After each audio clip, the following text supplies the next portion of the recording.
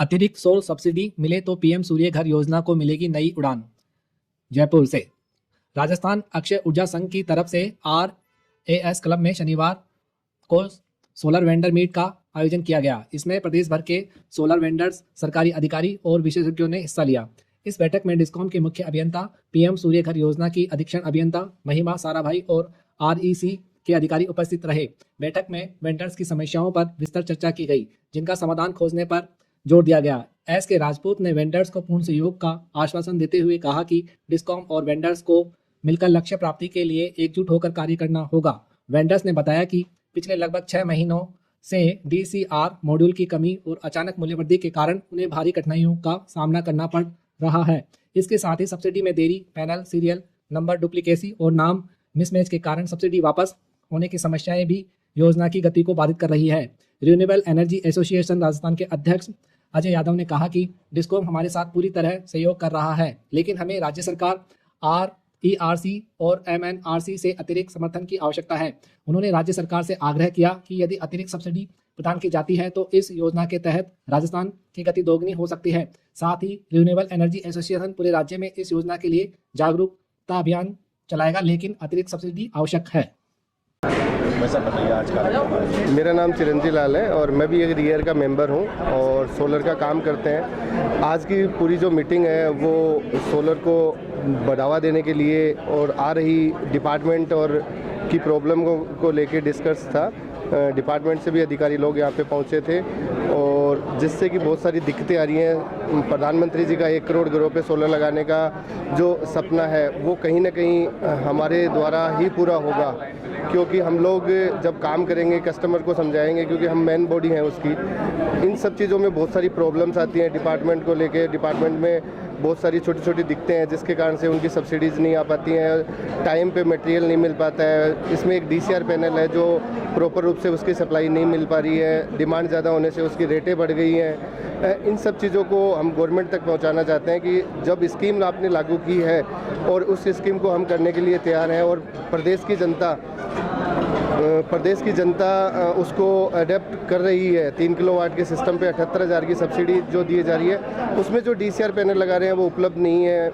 उनमें बहुत सारी प्रॉब्लम्स आ रही हैं। डिपार्टमेंट की प्रॉब्लम्स को दूर करने के लिए ये सब चीज़ें हम समय समय पे, ये रियर हमारा एक एसोसिएशन है जिसके बैनर के नीचे ये सब चीज़ें हम करते हैं और उन तमाम चीज़ों के जो डिपार्टमेंट को भी अवगत कराते हैं। डिपार्टमेंट उन चीज़ों को मानता भी है। अभी भी ऐसी एक वीकली मीटिंग है, ये क्वार्टरली मीटिंग करते हैं, उसमें ये सब चीज़ों को डिस्कस करके डिपार्टमेंट को अवगत कराते हैं। सभी लोगों की प्रॉब्लम्स को सुनते हैं, क्योंकि वो फील्ड में क्या क्या उनको प्रॉब्लम आ रही है। इन सब प्रॉब्लमों को डिपार्टमेंट के सामने रखा जाता है। डिपार्टमेंट उन पर कितना अमल करता है ये तो डिपार्टमेंट के है, बट अभी तक जितनी भी हमने प्रॉब्लम बताई हैं वो उन पर सब पे अमल किया गया है और उनको प्रधानमंत्री जी का जो सपना है उसके लिए हम लोग कटिबद्ध होकर लगे हुए हैं और इसीलिए हम लोग ये चाहते हैं कि ज़्यादा से ज़्यादा चीज़ों को ऐसे ओकेजन से हमारे को फ़ायदा मिलता है। चिरंजी लाल है, मेरा नाम चिरंजी लाल है और मैं भी एक EPC हूँ, सोलर लगाता हूँ मैं भी। बोले सर, बताइए आज का जो आयोजन है ये प्रधानमंत्री सूर्य घर योजना में आ रही दिक्कतों और कैसे हम उनकी समस्याओं का समाधान करें उसको लेके था, जिसमें हमारे साथ डिस्कॉम, REC और सभी अधिकारी मौजूद थे। हमने सारी समस्याओं पे चर्चा की। तो जहां एक तरफ डिस्कॉम से हमें अच्छा सपोर्ट मिल रहा है और उससे योजना में थोड़ी सी प्रगति भी दिखाई दी है, फिर भी अगर देखा जाए तो राजस्थान बहुत पीछे है प्रधानमंत्री सूर्य घर योजना की। जब बात करें ओवरऑल जो नेशनल टारगेट है उसके हम सिर्फ 3-4% कर पा रहे हैं। उसकी कुछ मुख्य वजह हैं, जिसमें सबसे महत्वपूर्ण है जो कि राज्य सरकार से रिलेटेड है, जिसमें हम राज्य सरकार से मांग भी करते हैं कि अतिरिक्त सब्सिडी अगर दी जाए।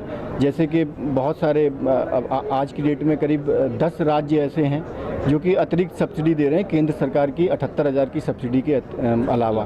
तो अगर ये सब्सिडी दी जाए तो योजना को बिल्कुल प्रगति मिलेगी।